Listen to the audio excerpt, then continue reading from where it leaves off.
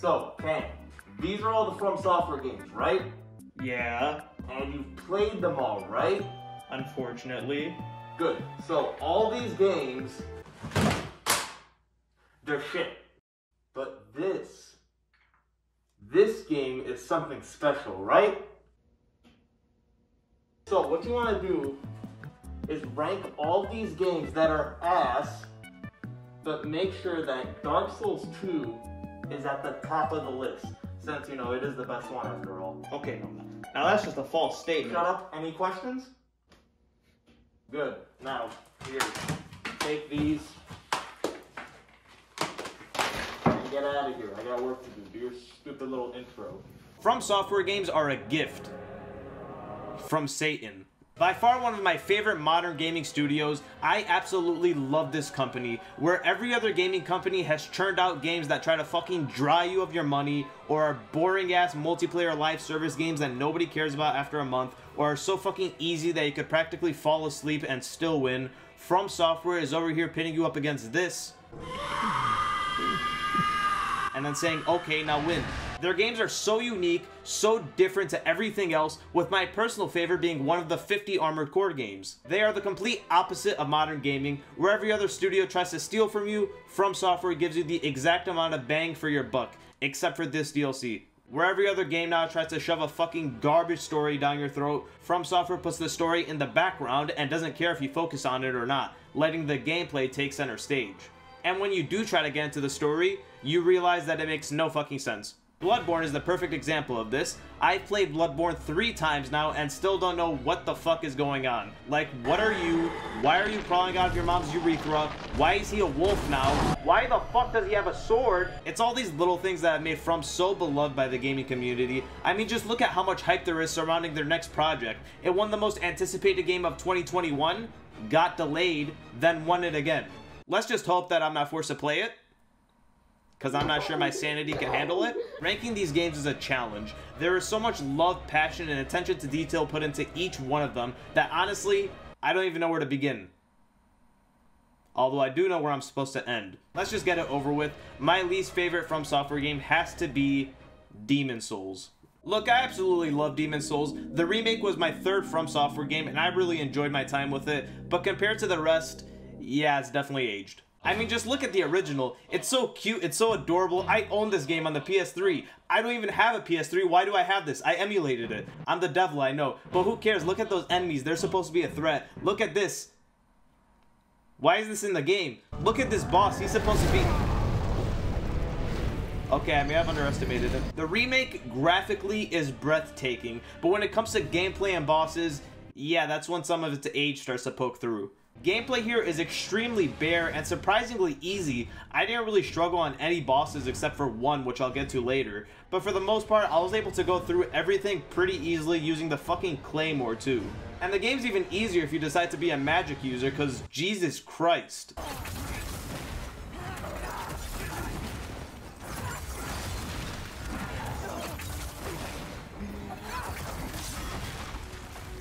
Yeah, the balancing on this game is probably the worst in the franchise. Magic just absolutely destroys everything in PvE and PvP, which makes it pretty boring. You can literally go onto any level and clean house, no problem. The level design here is fine. It has some great locations, with my favorite having to be the criminally underrated Prison of Hope, mainly due to the atmosphere. Sure, its design isn't all that, and it's kind of just a bunch of hallways and locked doors, but exploring it feels so eerie and disturbing. I love it. What I don't love, though, is these squid people that give you a prostate. I'll kill them. No, I won't. But the problem with the locations in this game is their god-awful checkpoints, or lack of checkpoints is probably the better phrase. Because you only get one at the beginning, meaning that if you die to a boss, you have to basically run through the entire level all over again, which could take about 5 minutes long, and I'm specifically referencing the run back to Flame Lurker, which I've done so many times now that I could probably draw a map of it while I'm drunk, high, and fuck it, why not, dead. Having to run through the entire level just to make it back to the boss is an aspect of the game that kind of ruins it for me, and is a big reason for why it's so low on the list. Sure, it's in every other game, but not to the extent that Demon's Souls takes it. To sort of drive this point home, the aforementioned Flame Lurker took me 4 hours to beat, but in reality, it probably took me like an hour because constantly running all the way back to him after dying in like 30 seconds is definitely going to take a while. But actually fighting the bosses in this game is great. I absolutely love how unique they are. It's clear that this was the first in the franchise just because of how much they were experimenting with different styles of fights. Although sometimes they did get a little bit too experimental for their own good, and you get guys like Leech Monster and Dirty Colossus, who are both disgusting to look at but also really boring. And Phalanx. This is the first boss in the game. This is probably the most random first boss in the franchise, and also not a great way to start. And probably the worst boss in the game, the Educator.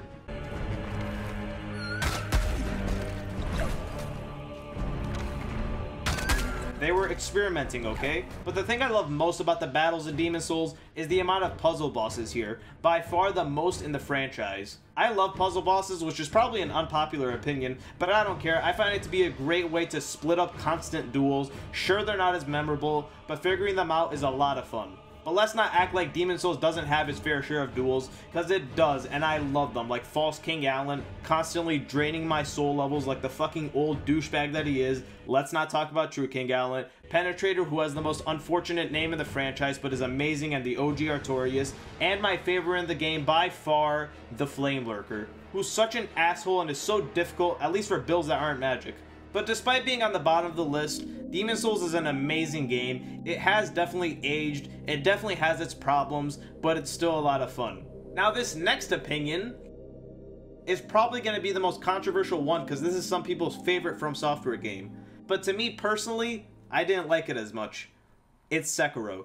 Likely From Software's most unique game that they've made, next to one of the 89 Armored Core games, Sekiro completely changed up the formula on the franchise, going from an open world RPG to a straight up action RPG.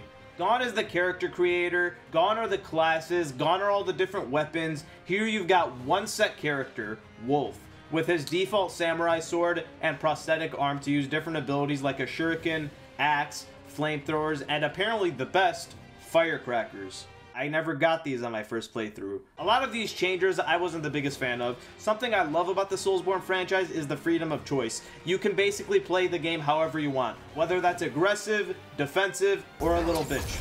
But in Sekiro, all you have available is your sword and your prosthetic, which I'm fine with, but I prefer the other. Although it's not all bad, because another change that they made I absolutely love is the change to the combat. It is fantastic for this game. When I first started the game, I played it like it was Dark Souls for the first 2 hours, and it wasn't until I got thrown off the map 5 times by this fucking gorilla that I decided, okay, let me try changing things up. Once you get the hang of the combat, it is one of the best in gaming. Deflecting is so much fucking fun, and when a boss uses the deflect system to its full potential, like Genichiro, Owl, Ishin, that's when you get some amazing battles. Some of my favorite straight up duels in any From Software game. But then you have bosses that look at the deflect system, ignore it, and decide to throw shit at it instead.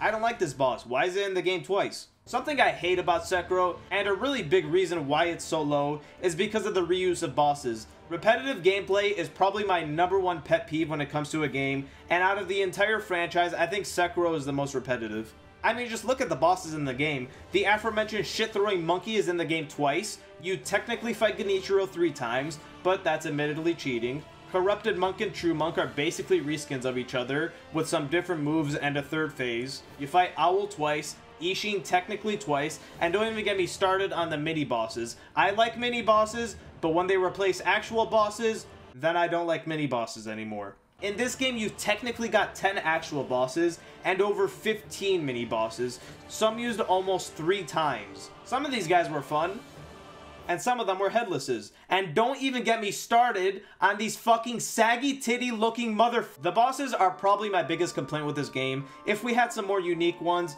it probably would have been higher up. But because of that, and the changes that were made to the class system that I wasn't the biggest fan of, that's why it's here on the list. Also, probably because I forgot that you could upgrade Sekiro's strength after beating bosses. So I made it all the way to Fountainhead Palace with 2 strength, making the game ridiculously harder. Yeah, I kind of ruined this game for myself. And now the third game on the list. I'm gonna get in trouble for this one, but it's Dark Souls 2. Get him! Get him! Get him! Get him now! Seize him! Dark Souls 2 is without a doubt From Software's most controversial game. The game came out in 2014, 3 years after the first, and it released with a handful of lies about the game's graphics and lighting, which definitely didn't help its case. People fucking hate this game, and trust me, I agree.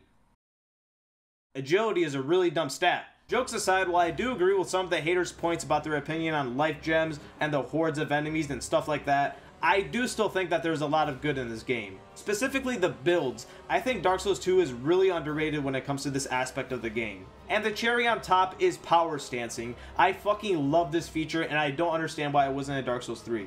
Some more forgotten things that Dark Souls 2 does right is the New Game Plus. Why does absolutely nobody talk about this? Out of the entire franchise, Dark Souls 2 is by far the most replayability, specifically because of the New Game Plus and how much shit it changes. Not only is its difficulty increased, but item drops are different, boss drops are different, and enemy placements are completely different.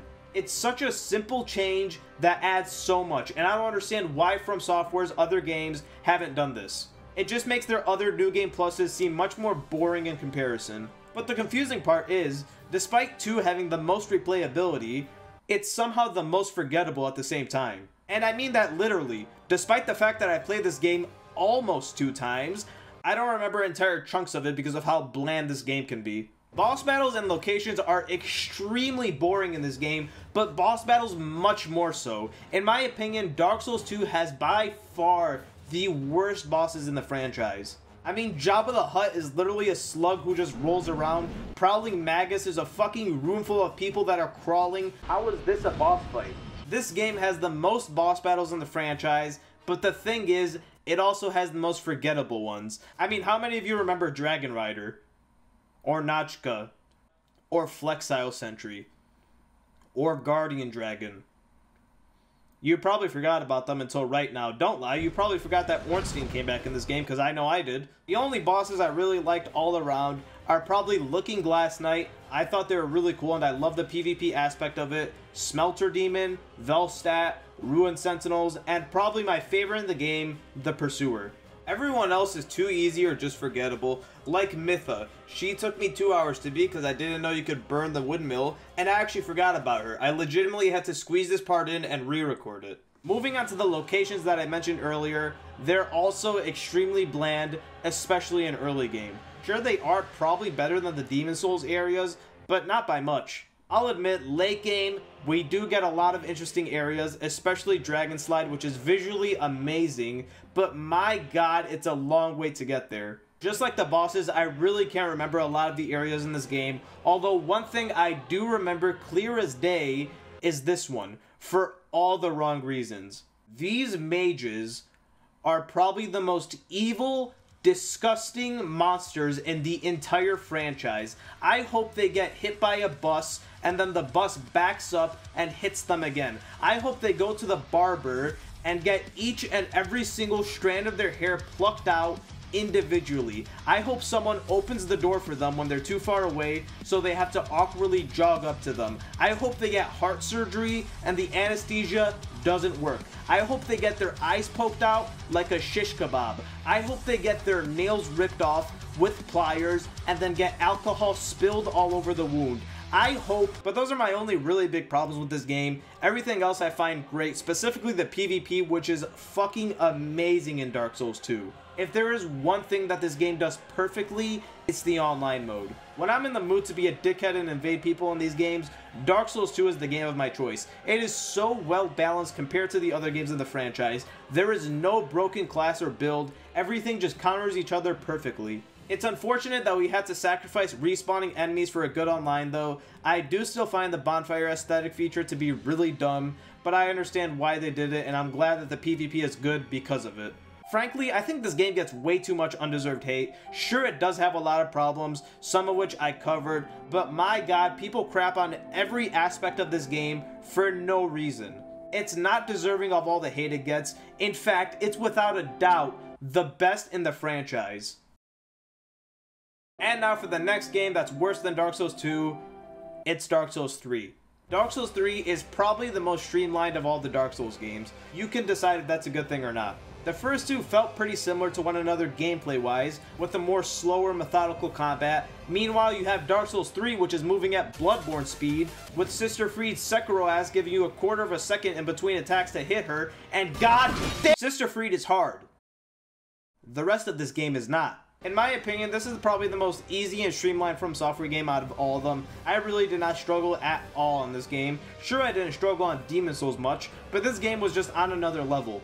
Not counting the DLC, the only boss that gave me a hard time was the Abyss Watchers and Nameless King. Everyone else I beat on either my first try or in like 15 minutes. I mean, I'm not that good. Free took me like 4 hours, and Slave Knight Gale took me like 3 hours, so I'm obviously nothing special. I just kind of breezed through the main game for some reason. Now, that's not the fault of the bosses or to say that they're shit or anything like that. Far from it. In fact, I think Dark Souls 3 has the best bosses in the entire franchise. Ludix is a fantastic tutorial boss, probably the best one. Vort is great. Abyss Watchers, amazing. Pontiff, amazing. Dragon Slayer, amazing. Twin Princes, amazing. Nameless King, amazing. Soul of Cinder.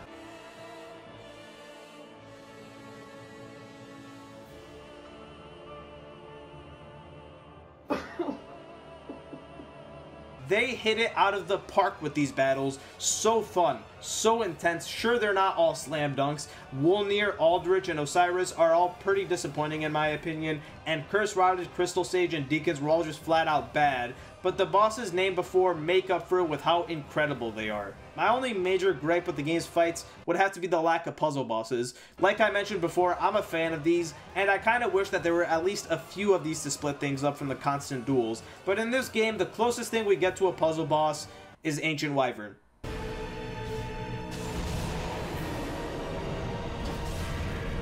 Moving on, while I found the bosses to be the best, a place where Dark Souls 3 really lacks, and what drags it down to third place, has to be the really boring areas. This game has the same problem as Dark Souls 2, where early game is pretty bland. We don't really get a good locations until Irithyll, which is almost halfway through the game. Sure, the other areas after that pick up the slack and are overall pretty good except for Irithyll Dungeon, but that early game is just really bad. I didn't see myself getting any of the intrigue that I get from the other games, and I never felt the tension of being low on flasks and desperately looking for the next bonfire, probably because this game gives you an absurd amount of bonfires.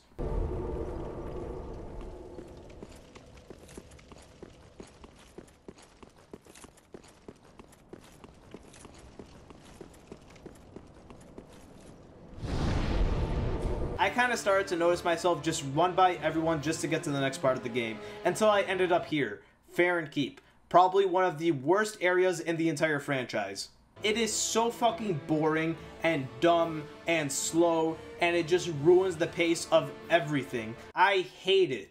I hated slow poisonous pools before, in Dark Souls 1 and in Demon Souls, but why Miyazaki decided to dedicate an entire wide open area to exploring a shitty fucking puddle of mud looking for 3 fucking chimneys that you have to turn off while these stupid fucking goat monkey men hop on your shoulders and probe you is beyond me. This area doesn't make me mad, it makes me bored. It makes me not want to replay the game. It makes me want to take a nap. And why Miyazaki can't fucking control himself and added multiple poisonous pools into Elden Ring is fucking And now for the final two. I'll be honest with you, it was incredibly difficult ranking these last 2 games, and they're so close to each other in perfection that honestly it doesn't really even matter. But in my opinion, and it is just my opinion, second has to be Bloodborne. I absolutely love everything about Bloodborne. It is a 10 out of 10 perfect game in my opinion. There are only a few problems that I have with it in terms of it being a bit on the easier side, and I'm not the biggest fan of blood vials over flasks. But like I said, those are just nitpicks. Other than that, Bloodborne is as close to perfection as you can get. The world is so fucking interesting even if it makes no sense. I love the Victorian era and history, and that's exactly what this game is, with a bit of horror thrown into it, and it shows with these grotesque looking bosses that I love, with Gehrman and Father being by far the best. And I know I haven't really talked about these games as DLCs much, but I have to mention it. Bloodborne's DLC is the best DLC I've ever played in any game. Sure, Lawrence is in my opinion a bad boss that doesn't really fit in Bloodborne, but that's forgiven because of how good Orphan and Lady Maria are, and let's not forget Ludwig, who's just a shockingly good fight. How they managed to make a funny looking sword wielding horse my second favorite boss in the franchise is beyond me. This game is worth it for the DLC alone, but the main story too, especially with the first half. Yharnam is so fun, such a great area to set the game in. Sure, some of the nightmares could have some BS moments, and Frenzy is fucking stupid, and the optional nightmare area can be pretty boring, but other than that, Bloodborne has absolutely fantastic level design. And I haven't even gotten to the best part, which is the combat. Bloodborne perfected the Soulsborne combat. Sure, it's a toss-up whether this game or Sekiro has better combat, but that's beside the point. Bloodborne is fantastic. I'm an aggressive player by default, and this game rewards you for that. You are meant to go balls deep and wail on your enemies, which might be one of the reasons why I found this game a little bit on the easier side. Not to the extent of Dark Souls 3, but just a little bit less difficult compared to Dark Souls 1, 2, and Sekiro. The weapons too are just so fucking fun. The pistol was such a unique and good idea. Being able to parry practically any enemy in the game was so smart, and it's way more satisfying to pull off than with the shield. And the weapons that you use are so fun. Switching between one-handed and two-handed stances is great. The comboing and the Rikuyo specifically. I don't even care if there's better weapons in the game. This is the most fun weapon in the franchise. But the better weapon that I am talking about is, of course, Ludwig's Holy Blade. And while the weapon isn't broken, it does make the game a lot easier. And this was the sword that I used in my first playthrough, which is likely another reason why I found the game so easy. Now, aside from a few complaints, I've been talking pretty positively about Bloodborne, which makes sense since it is my second favorite, but there is one complaint with the game that I have, and it's a big one, because this feature actually is pretty important to me. It's the online. The online in Bloodborne is really bad, and it's frankly one of the biggest reasons why it's not number one.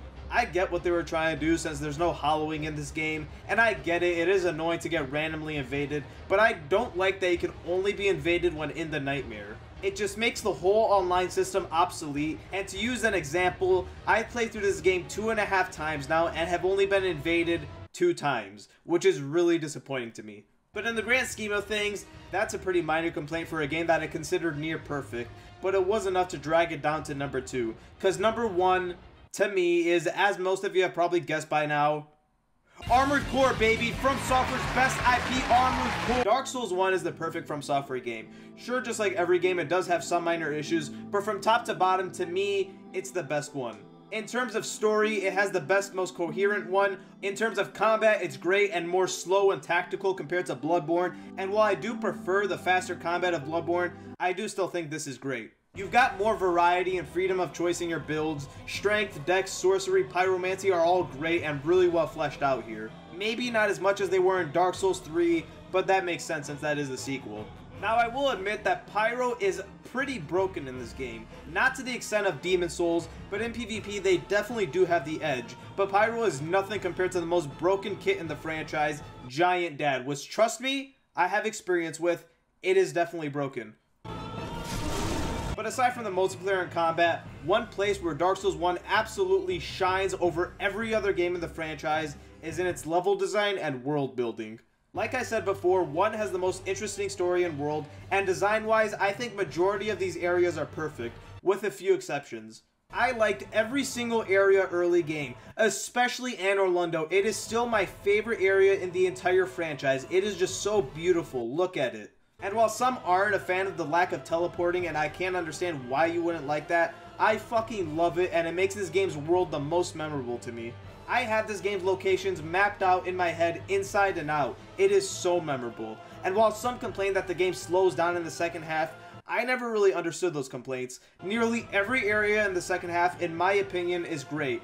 Duke's Archives has a really cool look to it, and I love how unique it is to see Seath before you're meant to, and get murdered by him only to respawn in a prison cell. It's something that's so random but makes this place so much more memorable. New Londo Ruins is also great, and the ghosts in it are unique as hell, only ever reappearing in Sekiro. And I really like the way they interact with the world and chase you, going through walls and stuff like that just to try to kill you. Tomb of the Giants, one of the most controversial areas in the franchise, but it is also one of the most memorable and best. I love this place. Sure, it's bullshit because it's pitch black and everyone can fucking one-shot you, but it's just so different. Although I do agree that Lost Izalith isn't great. It is pretty boring. But what I don't agree with, and to the end of time I will not agree with, is that the Bed of Chaos is an unbalanced or bullshit fight. I get that different people find different things difficult, but I do not understand the difficulty behind this boss fight. You wait for her to break the ground, and then jump over the holes, and then you wait for her to swing, and then jump into her glory hole, and win. That's it. But aside from her, the bosses in this game are great. Sure, Dark Souls 3 and Bloodborne are better than this game in this aspect, but let's not act like Dark Souls 1 is a slouch when it comes to bosses, because you've got some great fights. Ornstein and Smo still give me PTSD to this day, still the longest a boss has ever taken me in any game ever, and hopefully it'll stay that way, clocking in at an excruciating 9 hours of dying, grinding for 3 hours, and then dying in 30 seconds. Without a doubt, one of my favorite fights in the franchise, but aside from them, you have the Taurus and Capra Demon, which are both fantastic ways to start the game, even if the real boss was the dogs all along. Four Kings are fantastic, Sif is depressing, Nito is great and has one of my favorite designs in the franchise, Seath is great, Quelaag is great, Pinwheel, why are you here? But of course we have the main event, Gwyn, and while sure his AI is buggy, it's still a fantastic fight and he's still one of my favorite bosses in the franchise. One of.